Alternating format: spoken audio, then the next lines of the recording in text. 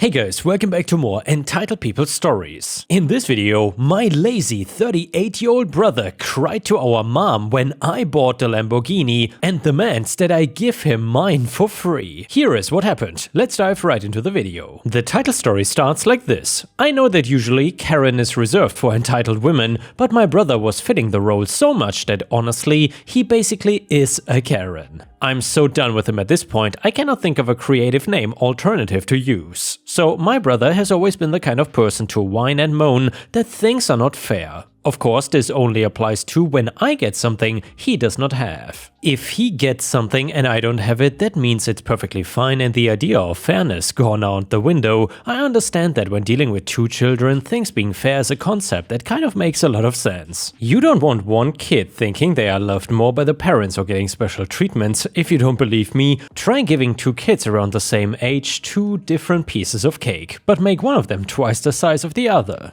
So anyway, of course, my mom tried to make things as even as possible for the both of us with neither getting special treatment. That had never stopped my brother though from wanting more than me and coming up with crap reasons to why it was fair or not. The main excuse being that he deserved more because he was a year and a half older. This was something that he treated like he was way older than I actually was. We had the same allowance and he complained that it wasn't fair because he should be getting more because he was older, despite us doing identical chores, which is how my mom explained him down from that fit. The other thing that he always thought was fair was that if I got something it meant that he either had to get one or was allowed to use it too. So when it was my birthday and I got a ton of presents from friends and family, he would complain that he felt left out and my parents would usually end up getting him a little something. But they also got me something on his birthday, so it was not like they were favoring him over me. However, when I got something on his birthday, he still had things to say about it. This time being that by giving me a present, his birthday is being ruined and he cannot have anything special because of me. So yeah, it was a pain growing up because no matter what, he would whine and over time my parents just started giving into him. I don't know if they were tired of it and just wanting him to stop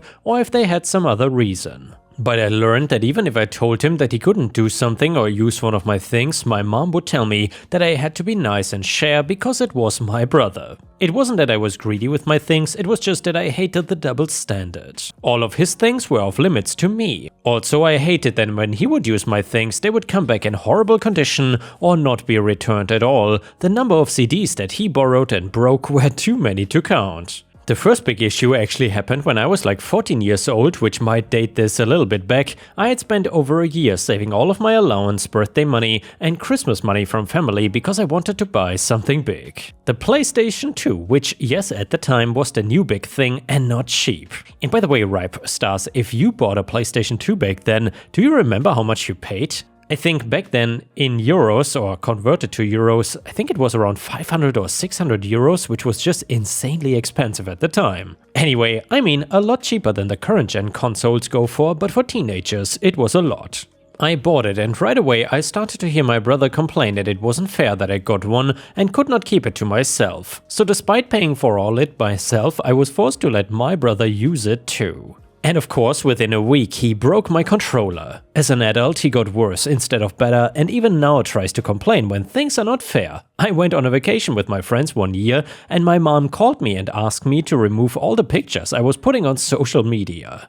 Instead of it being because there was something inappropriate, she said that me showing off was upsetting my brother and I shouldn't do that. He went to her claiming I was only posting photos to rub it in his face that he couldn't go on vacation since he did not have any money for it. Now the big escalation happened when I decided to buy myself a very luxurious birthday present, a Lamborghini. Honestly, I worked hard and saved up the money for the new car and was loving every second that I was in that driver's seat. It was one of the nicest things I ever got for myself and was a treat for it not just being my birthday, but recently getting a promotion at work too. You would think that doing so well with my life that my family would be happy for me, but they weren't. I was meeting them for dinner for my birthday and drove up with my new car and they all saw it.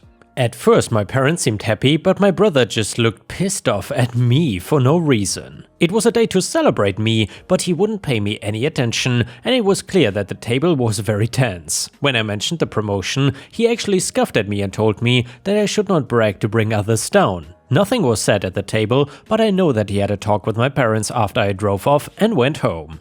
I got a call from my parents the next day and both of them wanted me to apologize to my brother. I told them that I had done nothing wrong and they claimed the car and work promotion upset him and that he didn't think it was fair that I got a nice car. Especially when he did not have one. I told them that it wasn't about fair since I worked very hard for the car, it got heated and we ended the call. My Karen of a brother also called me and told me off for being insensitive and an a-hole for bringing the car there just to show off to him. He told me that he was the older brother and that meant I had to wait for him to get something before I could get it. Even though I knew he would never save his money and buy a nice car, even if he had a job that paid as well. Just like he was as a teenager, he now gets money and blows it right away on things he wants. No concept of saving for a big purchase. Just like the PS2 and just like the car. The next call I got, all three of them were together and angry that I didn't answer the first time they called when I was at work, now claiming that I think work is more important than family and not understanding that I keep my phone off at work so I don't get bothered by the ringing or the beeping.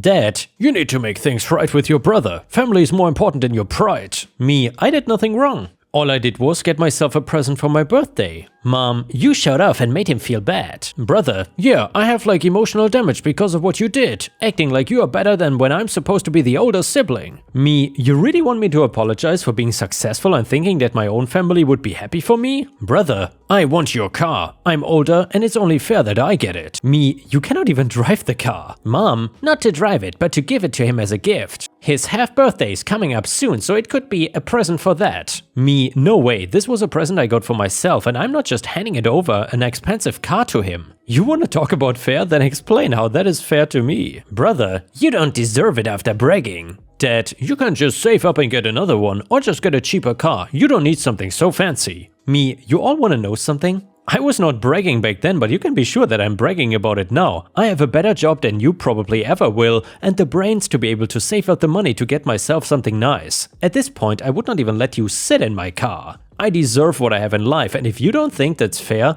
then that's your problem, not mine. As many of you can imagine, me doing that did not end up making my family any happier with me. That was a statement that had a long time coming, and it felt good to get it off my chest. That did not stop my brother and especially my mom from leaving some not so friendly voicemails to me. My brothers I didn't care about, but my mom calls me selfish and saying that I was a bad son really did hurt me.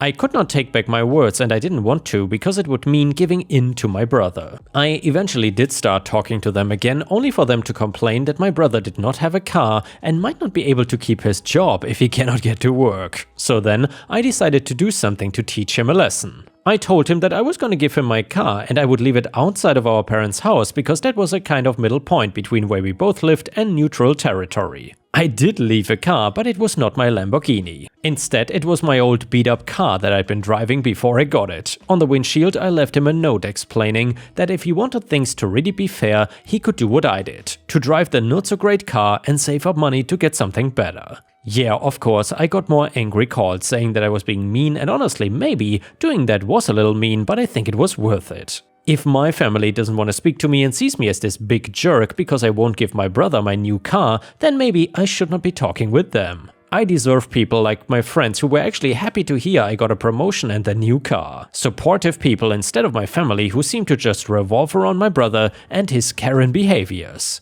And yeah, Ripe Stars, by the way, I forgot to post a slide where OP asked whether he is the a-hole here or not, so I'm curious what you have to say about this. Do you think OP acted like the a-hole, or was everything he did alright in your book? Let me know in the comments. And now let's move on to the next story. It starts like this. My name is Carol and I've been working in the IT industry now for going on 3 decades. Despite my experience, I often feel overlooked or underestimated due to my gender, age or disability. Not that any of which would affect my work performance to begin with, I might add. This story that I'm about to tell is one of such case. A manager above me taking offense to my presence in the company and doing his darndest to get rid of me, for absolutely no reason at all. Cruelty rarely comes without karma, however. I remember it was a rainy Wednesday afternoon when my previous manager retired his post at the company. It was sad, but I was not shocked. The most common way people left this company was retirement after long years of service.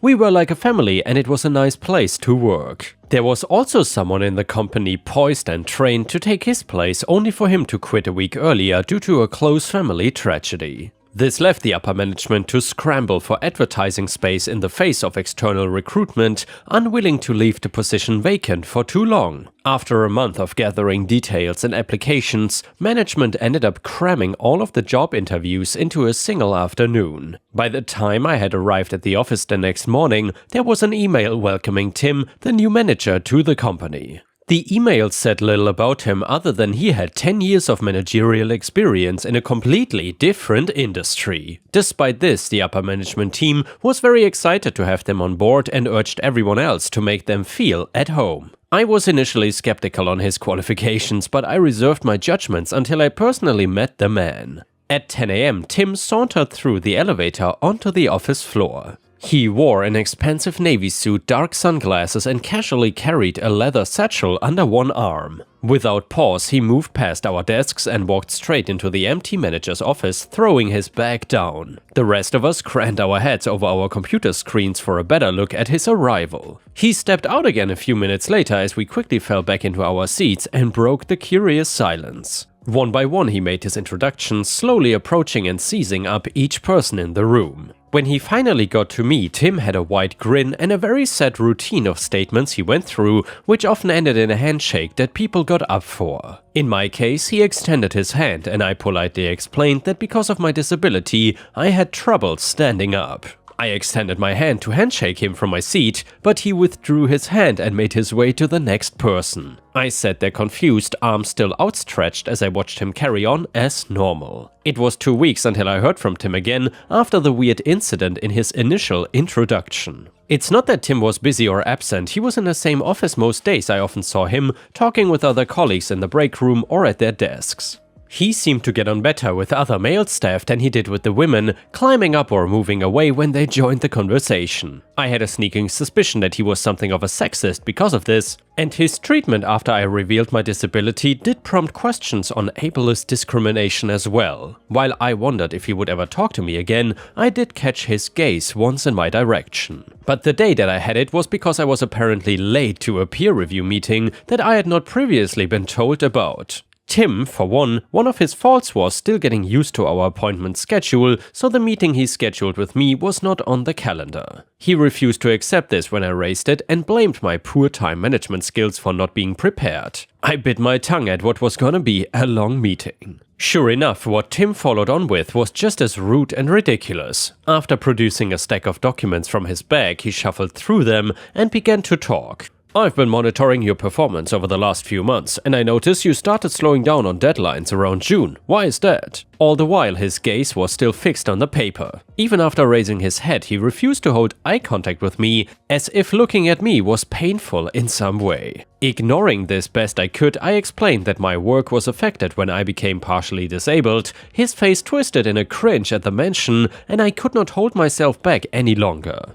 In the face of my accusations, he became very defensive, bordering on aggressive, and yelled at me until I returned to my desk. Before I left the room, he called me a useless old grandma, a remark he denied and refused to repeat with others nearby. As gossip and rumor began to spread about the argument, I realized the trouble I was in. Tim was charismatic and managed to sway a number of colleagues onto his side before I could give my side of the story. Before I knew it, I was called into another meeting. This time Tim was joined by a member of the upper management who sat quietly in the corner. Tim was on his best behavior this time, but he still got a sick satisfaction when told me that I was fired. When I argued, confronted him, asked why he gave me a list of half-baked excuses that only made me angrier, he was absolutely loving this. I pleaded my case to upper management, but it fell on deaf ears. I was asked to gather my things and be out by the end of the week. Decades spent in this office all gone, thanks to the putrid foul temper of one lowly manager. While I was sad to go, I was pleasantly surprised to find my talents were not ignored in the industry, and I soon found a home in the company of a big tech competitor.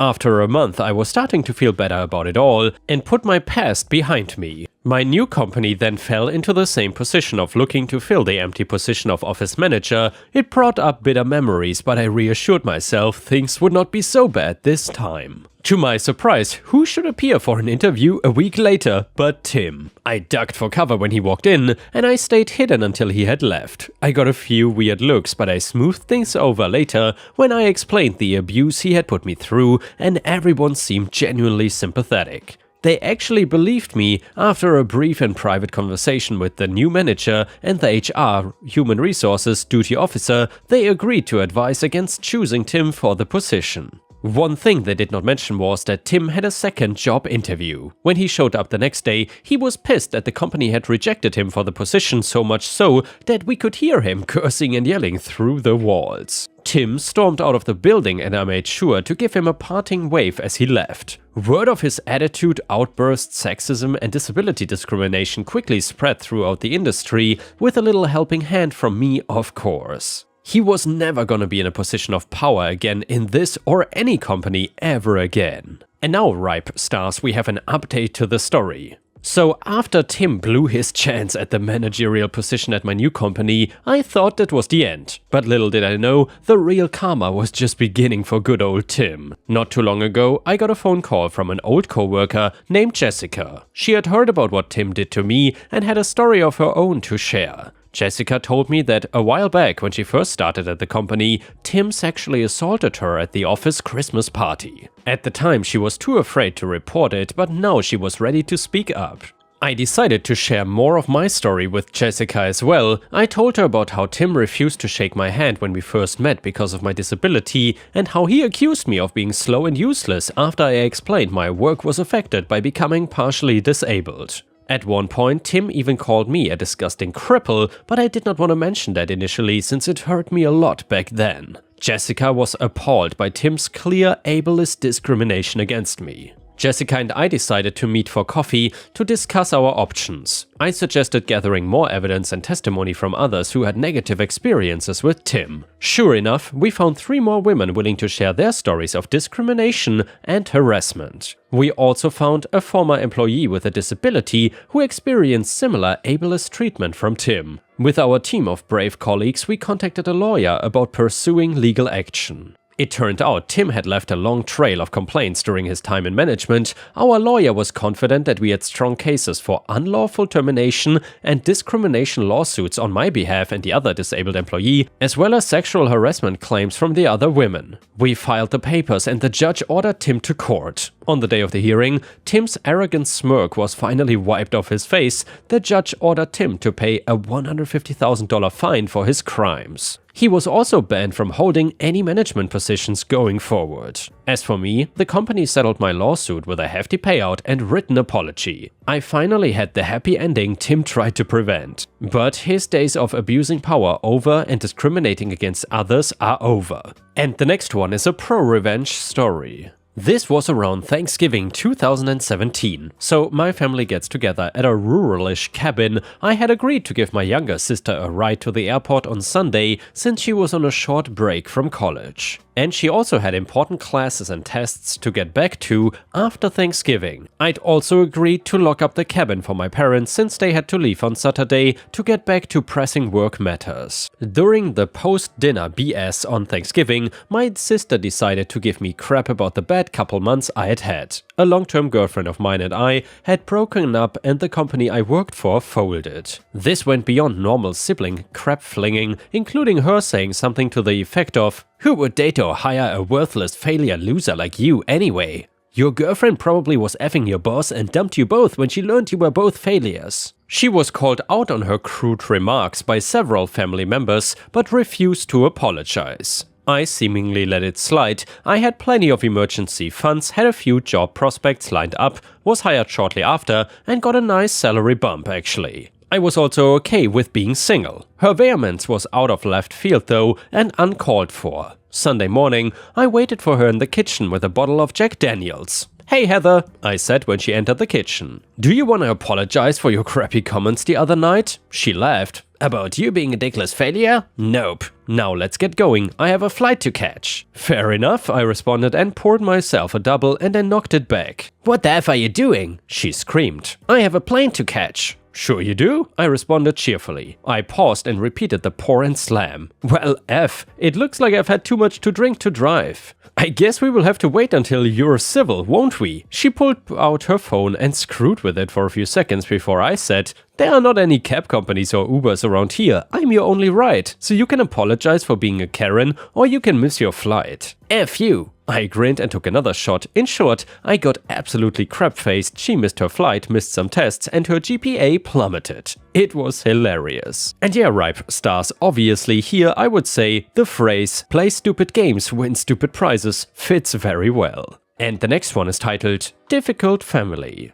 I am 56 female and I live with my husband 64 male. We only have one son, 33 male, who currently lives abroad and we see him once a year as it's very far away and expensive to go. We live in a small town, he moved away when he was 18 for college and never came back. We expected him to move back after he graduated, but he decided to stay where he was. Since he already had a job and a girlfriend there, they got married. Our town is close to our state's capital where his work field is very strong. Ever since his senior year in college, I've been trying to convince him to move closer for a better career and to stay close to his family, but he never showed interest, which I find as odd, especially since his wife also works in the same field. 4 years ago, they moved abroad. I felt betrayed when he told me he was already living 3 hours away from us. Why would he choose to go even further to another country, but not the city right next to us? And well, I never told anything besides let them know, and his father always here if they needed us. Until recently, things were fine. I miss him a lot, we text every day but we don't get to speak to each other very often. The problem is my father, 84 male, whose health took a dive and is very fragile, and with my son living so far, he is missing a precious time he could be spending right here. His granddad is not likely to live many years now.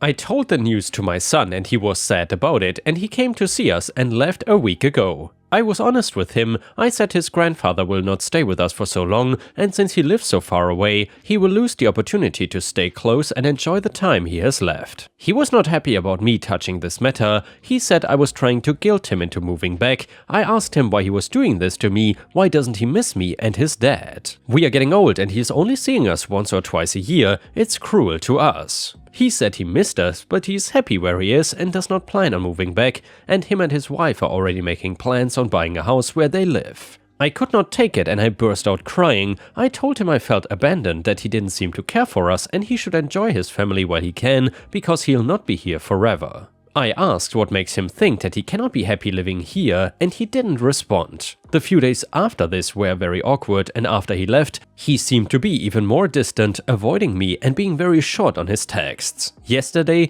his wife called and said my son was feeling bad and told her what happened. She called me an a-hole and said I had no right trying to manipulate him like that and I should be ashamed. I don't think I'm the a-hole for wanting my son closer to me. They are the a-hole for abandoning family behind. And I'm including her as well, since she did the same. I talk to her mom often and she is on my side. Added to the story, I just want to add some info. I'm not asking my son to sell his happiness just to be by my side. I just cannot see why he needed to be so far away, while him and his wife could have had wonderful careers around our area. They could earn more money while staying close to family. It's illogical for me to think about anything different. Number 2, some are under the impression that I gave up my life to become his mom, and that's not true. I had my own career and a good one. I worked hard to give my son the best I could. I retired 6 years ago. Number 3, I realized there's a very strong cultural background where we come from. Family is expected to stay close, and my son was the first member of my family that decided to move somewhere else so far away that makes visitations once every 2 weeks or even once a month impossible to do. Number 4, I don't expect to be taken care of when I get old. Me and my husband already talked about this, and unless my son wants to, we will not ask him to take care of us. Number 5, just to clarify, I'm not Indian. While I love India and I've been there once with my husband, I just want to clarify I'm South American and my son currently lives in North America. Edit number 2, I think I'm getting it, it's really cultural. Most people here seem to be from the US and I understand it's really normal for families to be separated after children move to college and they see each other just once a year at Christmas or Thanksgiving, for example.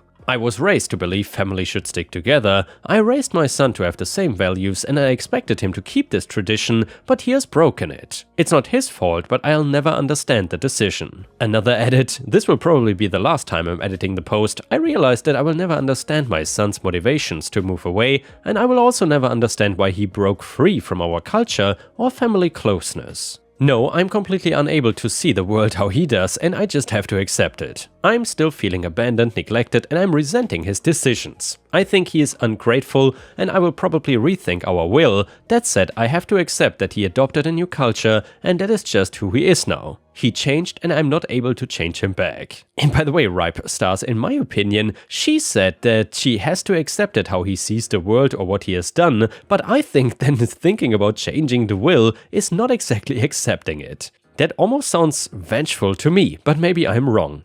Anyway, so I take the judgment and I'll work with what I have from now on. Just to add some extra info, I'm rethinking my will because why should I leave everything for him since he chose to be far away? His cousins are all nearby and they help us when we need them. I'm closer to them now than I am to my son. I'm not taking him off the will, I'm just not gonna leave everything to him. He gets to live where he wants far away from us and I get to choose whoever goes on my will. Choices, right? Edit number 4, I'm not writing him off my will. I was angry, frustrated and sad when I wrote that. I never expected him to give up his life for me. All I want is my son to be close to his family, and that's just it. I don't know why it's so difficult for you people to see my point. My son had everything he could still possibly need to be successful, start a family and still stay close, but he chose to move to another country. How am I supposed to feel? I'm proud that he's a good professional, a good husband, and I'm happy to have helped him pave this road. Still, I think he's a horrible person for choosing to stay away. To be honest, he didn't even need to live right next to us. He could have simply stayed 3 hours away, and this way we could at least visit him often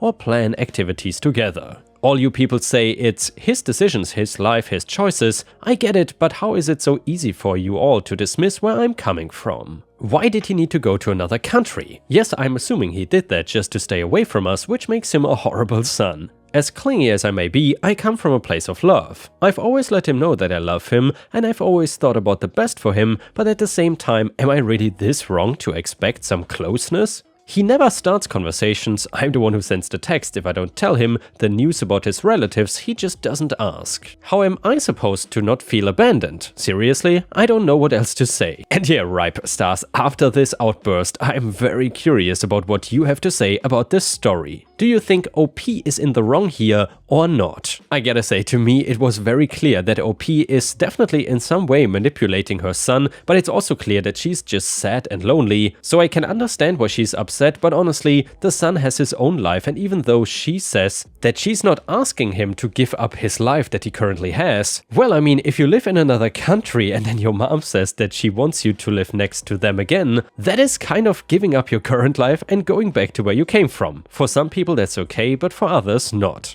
Either way, let me know what you think about this in the comments, and some people on Reddit said, you were manipulating him, sorry, no way to sugarcoat this. Have you ever had an honest chat with him about why he moved away? Maybe the job is better there, maybe he feels that his future children will have a better education or life in that country, maybe the working environment in his previous job in your country was terrible and stressful, maybe it was related to the home environment. You have not said about what the dynamics were when he lived in your country. The capital where he worked was close, but he lived 3 hours away. I'm guessing this is more here that you're not telling us. Comment number 2, you're the a-hole. As a daughter who immigrated to another country, I can tell you that if my parents said this to me, I would never want to see them ever again. Luckily for me, I have nice, supportive parents who miss me and I miss them, but always understood that my life is mine to live. And now we got another update to the story, and it reads like this. So since my last post, I improved my relationship with my son and his wife and also switched therapists. I started treatment for my anxiety and depression, and I lost my father. Things started to turn around when I decided to change therapists and went on a few sessions with the new one. Their approach allowed me to come to terms with the fact that my son's values, perspective on the world,